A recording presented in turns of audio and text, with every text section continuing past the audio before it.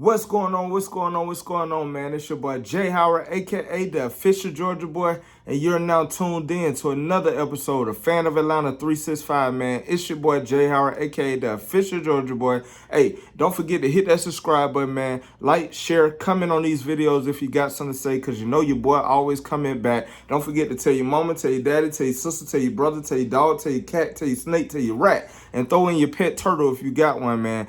It's your boy Jay Howard, aka the official Georgia boy, and we back with another episode of Fan of Atlanta 365, man. So I wanted to make this video a little short, simple, straight to the point. I wanted to talk to y'all today about the 53-man roster. I wanted to give you guys my thought. I think it came out like maybe 2 or 3 days ago. So I wanted to, kind of give you guys, my observation of this 53-man roster going into the 2021-2022 season.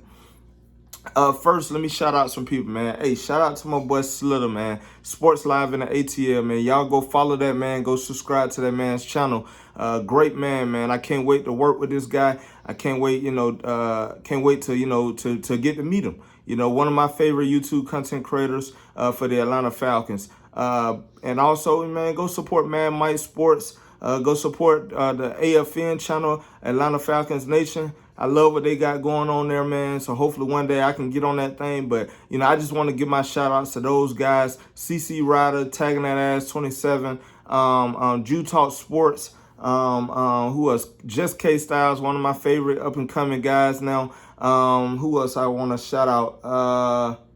AR10, man. So y'all go subscribe to those guys' channel, man. Show them some love, but once again, man, subscribe to this channel as well. Don't forget, you can also catch me on J&B, the Talk of the Dirty South. Me and my boy BB Bush, the great man. We going in on these videos on these Falcons, man. So, I just wanted to let y'all know, I just wanted to get that out the way, get them shout outs out there, man. But yeah, go subscribe to all those guys I just hit up, called out. But hey, man, we back to Fan of Atlanta 365. So let's get to this 53-man roster. First, we're going to cover the quarterbacks. We're going to go position, we're going to go positions by positions. So first, we're going to start off with the quarterback. We already know who the number one man is. It's your boy Matty Ice, Matt Ryan. We already know he's coming into this season as the veteran, as the number one guy. To me, I feel like he could still have an MVP year. So I just want to see Matt Ryan just keep that consistency like he's been doing his whole career. I put up a post on Facebook, and I haven't gotten anybody yet to come on my show and to debate me about how great Matt Ryan is compared to Michael Vick. If I can get somebody to step up to the plate, I would love to have that debate with you. It will be a live debate.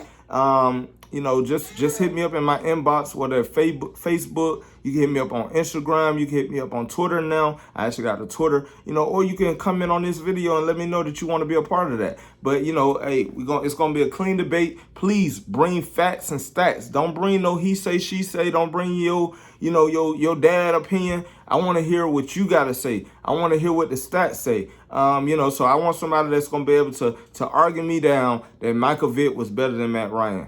But enough on that. This video ain't about that. I'm gonna actually bring my son into the video, man. He got his Falcon gear on. I'm daddy sitting right now. So, I want to make sure, I get this video out here, but at the same time, I got to be keeping an eye on him. So I'm gonna bring him into the video, y'all. Give me a minute. Come here, daddy, baby. Come here. Come here. Come say hey to the people.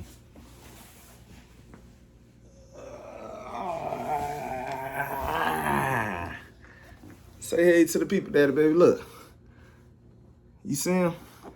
So he just woke up and he just been drinking the bottle. So, got to excuse his face. But yeah, let's get to this. Let's get back to it. So we already said Matt Ryan is a starter. You got Josh Rosen, who they brought in after A.J. McCarron got hurt for the season. I actually like Josh Rosen. I think that he's going to be able to fit in this offense. He has a strong arm. I think he just, he's continuing to develop. Also, just being in the right system, I feel like a change of scenery as well can help his career. He's still young. He has the arm talent. He can make any throw in the NFL. It's just I feel like he haven't been able to just really, horn in on his development yet. But I do feel like he's in the perfect system behind Matt Ryan. He's gonna learn a lot. Also, being in this Arthur Smith system, hey, it may turn him into the next Ryan Tannehill. You never know. But I do like bringing in Josh Rosen behind Matt Ryan. And then we got following him, we got Felipe Franks. This guy has been awesome during the preseason.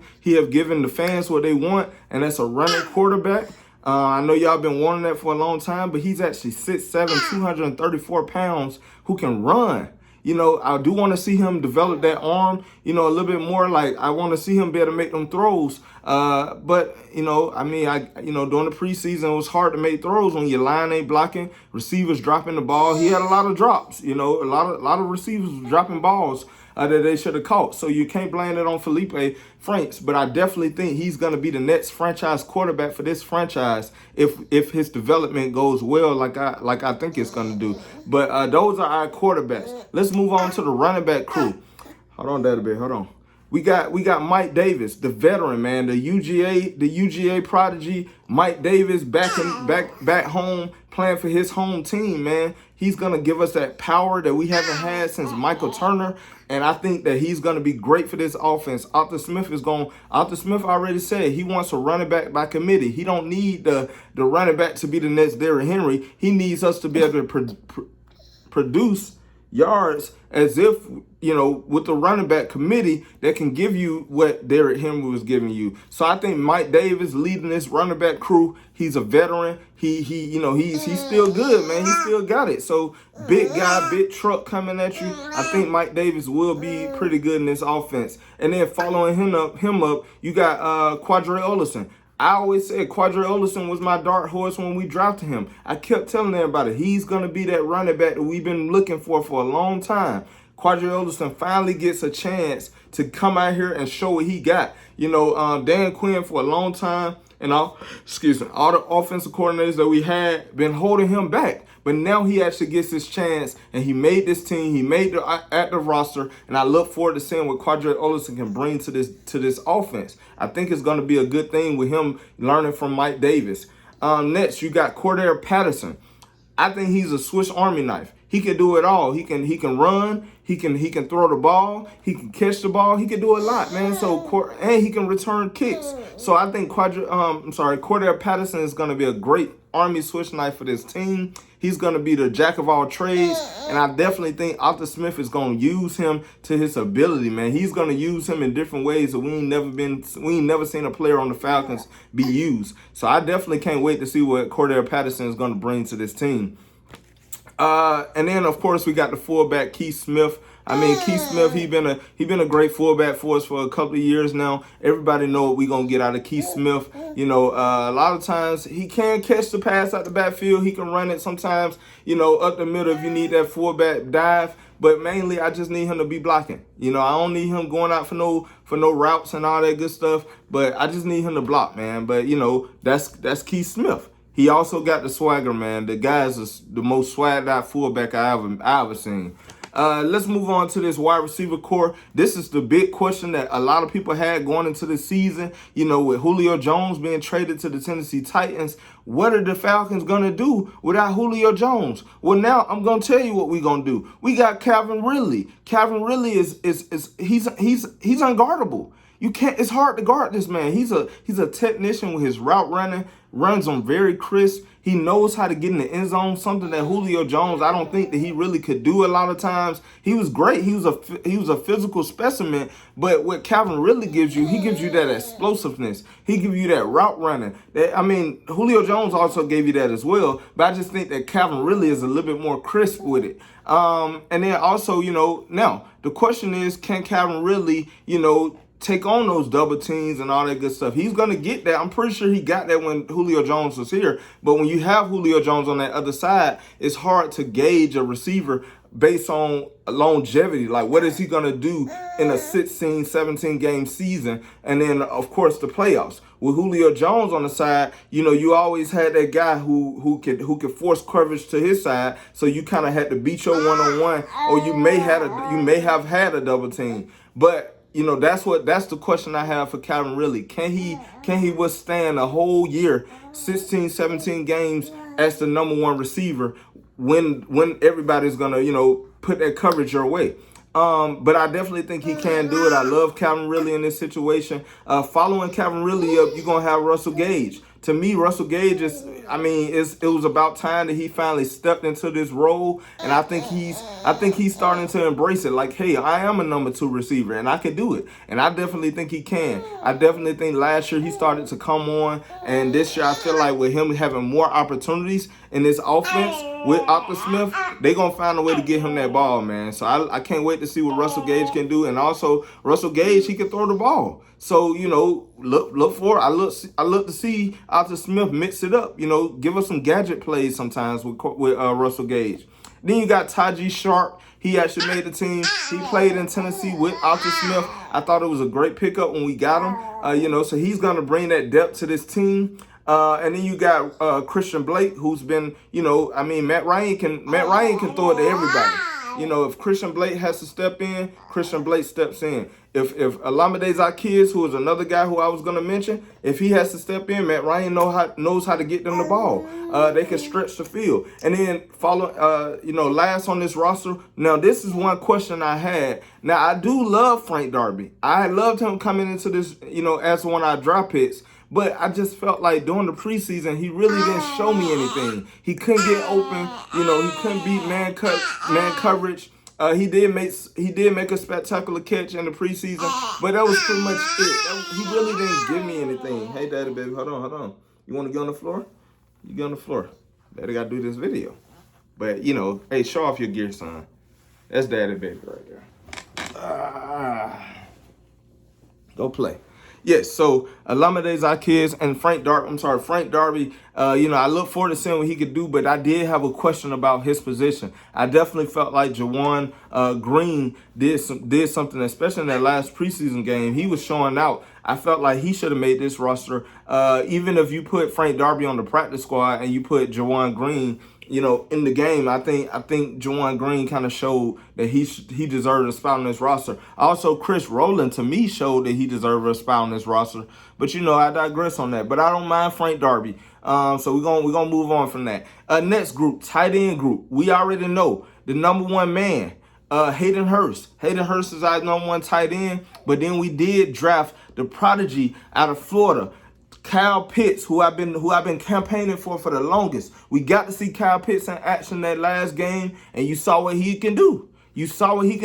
I wouldn't be surprised if they try him out at that number 2 receivers position. I wouldn't be surprised. But right now they got him listed as a tight end, but I'm pretty sure he's going to be lining up in different places on that field. Although he's not the starter on the depth chart, he's definitely going to get in the game. We already know that. Kyle Pitts, man, he's going to bring some versatility to this offense. He's going to be a weapon, especially in the red zone. He could do it all. I can't wait to see Kyle Pitts in action, man. But Kyle Pitts is number 2 tight end on this roster. And then, last but surely not least, we got Lee Smith, the blocking man, the blocking tight end. Of course, he's not going to give you the route running and all that good stuff. He's not going to catch a lot of balls. But what he's going to do is he's going to block. And we haven't had that in a little while, where we had a blocking tight end. It's going to help open up holes for these running backs, and stuff like that. So that's the tight end crew. I like it. Let's move on to the offensive line. So first we got Jake Matthews. Of course, he's been our left tackle for years since he's been drafted. He's been nothing less than great as what we drafted him at. So Jake Matthews, the veteran, he's going to continue to be that starting left tackle for us. Also, we got Caleb McGarry, who's going to be that right tackle for us. Of course, we drafted him 3 years ago. And then in that first round, of course, he's been solid. Of course, he's still developing, but I definitely think he deserved to have that spot at the right tackle because nobody actually stepped up to get it. Next, we got Matt Hennessy. He's going to be the starting center. He stepped up this year. I came in front. He definitely took a step forward this year that everybody wanted to see. He's what we was expecting him to be last year. I think he's going to be that this year. Following behind Alex Mack, that's a big task, but I definitely think Matt Hennessy can help this team, become better at the run game and protect Matt Ryan. So he's going to be the starting center, and then of course Chris Lindstrom. He's going to be that right guard for us. I mean, you know, we already know we getting out of Chris Lindstrom. He's been good since his rookie year, even though he got hurt. But I mean, last year we know we getting out of Chris Lindstrom. So of course he's the starting right guard. And then starting left tackle, we're gonna have Josh Andrews. Well, actually, it's not gonna be Josh Andrews because I think Josh Andrews broke his hand in practice, so he's gonna be out for 3 weeks. So I'm guessing it's going to be Jalen Mayfield that's going to probably step in at that left guard position. Jalen Mayfield, I think he did good at that left guard position in the second preseason game. He actually took a step forward because at right tackle position, he was looking pretty bad. But I think at the left guard position, he will be getting that start if Josh Andrews is out for those 3 to 4 weeks, however long he's going to be out. But then, of course, on this roster, we got Drew Dalman, who we drafted this year out of Stanford. I thought, him and Matt Hennessy, they was going neck and neck for that center position. But I think veteran experience helped Matt Hennessy, and then also he just took a step forward. Drew Dalman he did the best he could, but I definitely don't think he's holding his head down because he lost that starting role to Matt Hennessy. I think Matt Hennessy deserved it, but Drew Dalman, I think he's gonna develop and he's gonna find a way, find a place on this roster, on this line where he can really win that starter position. And then of course you got Jason Springs, and then you got like I stated before, Jalen Mayfield. So that's our offense. I think it's a solid offense. Like I said, I only had questions about, I forgot to tell y'all about the questions I have about the running back crew. I definitely think Caleb Huntley did enough to make this team, but I guess we're only running with 3 running backs. I don't mind the 3 running backs, but I definitely felt like Caleb Huntley could have been one of those running backs on this roster as well. Javian Hawkins, I just didn't see him do anything really during the preseason. He did have one good run, but then Caleb Huntley followed it up with a touchdown. But I don't think Javian Hawkins should have deserved a spot on the roster. Maybe on the practice squad if they put him on the practice squad. But I definitely think Caleb Huntley should have been on this active squad. And then, like I said before, I felt like Juwan Green and Chris Rowland did enough to make this team. But it is what it is. Next, let's move over to the defensive side of the ball. This is the most exciting side of the ball for me because I feel like Dean Pease is going to have this team looking different. They already look different to me in the last 3 preseason games. Although, yes, we lost all 3 of them, but what I got from it was that defense looked different than Dan Quinn have been marching out there for weeks, for years. So we're gonna start off with the D line. You got Dante Fowler Jr. coming in at the end position. Of course, I think he's going to take a step forward this year, especially in this Dean Pease defense. He's going to be doing a lot of stuff, in my opinion. I think he's going to be doing a lot of things. Next, John Kaminsky. Of course, y'all already know how I feel about John Kaminsky. He finally get a chance to get on this field. Marlon Davidson, I think he took a step forward this year, so I definitely think he's gonna be a key part on this defense. Taquan Graham out of Texas, we drafted him this year. I think he's gonna be pretty good. Of course, he's gonna need some development, but he in sure hands. He in good hands. And then you got Jonathan Bullard. A big guy, man. So when we run that 3-4, we know who's gonna be in that middle, but also he can be on that edge as well. So I definitely think Jonathan Bullard was a great pickup by the Atlanta Falcons in the offseason. And then of course at the defensive tackle position, you got the great Grady Jarrett, man. Grady Jarrett, to me, he's the second best defensive tackle in the league. And finally, hopefully he got some help this year. Hopefully somebody else can take that pressure off of Grady Jarrett and get to the quarterback and stop the run. So Grady Jarrett, of course, is our best defensive lineman on this team. Arguably, probably our best defensive player. And then, following him up, you got Tyler Davidson. Of course, Tyler Davidson can stop the run. Probably not on a passing down type guy, but he can definitely, clog that middle up. And I definitely like him, coming back with us. Next, let's move on to this outside linebacker position. You got Brandon Copeland, a guy we brought in, a veteran we brought in during the offseason. I definitely thought he was going to make this team. A lot of people been saying that the Atlanta Falcons had a #1 linebacker crew, And we kind of seen that during the offseason. I'm sorry, during the preseason. You could definitely see that. But I love Brandon Copeland. And then you got Steven Means. Of course, Steven Means is going to be, doing some pass rushing as a linebacker, stand-up linebacker, which I feel like is going to fit him, especially with this Dean Pease, 3-4 defense. It's versatile. It's a multi defense. So you'll see him lining up at linebacker. You'll see him lining up at the end position. It's going to be a great year. Then you got Jacob Tatia Mariner. I call him Jacob T. Mariner because I'm pretty sure I butchered his first last name. But that guy, I've been saying for a long time, man, that's the guy, man. He's great. He took a step forward last year, and I definitely think this year he's going to be even better in this Dean Pease defense. Moving on to Edetokunbo Ogundeji out of, what did we draft him out of? Dang, I can't remember the college we drafted him out of, but this guy, to me, he's gonna be a great player for us. He's gonna give us that versatility. I think he's gonna be able to pass rush. He's gonna be able to get in there, man. I love Ogundeji, if I can ever pronounce his name, man. I think he's gonna be a surprise player that I feel like he's gonna surprise a lot of people in this league. And then moving on to the inside linebackers, you got Michael Walker, of course. He stepped up this year. He got a little bigger, got a little fitter, and I definitely think he showed out in the preseason. And he's gonna be the third linebacker in this linebacker crew that we got. Then you got Deion Jones, the great Deion Jones. We already know we're gonna get our Deion Jones. I don't even have to say much about him.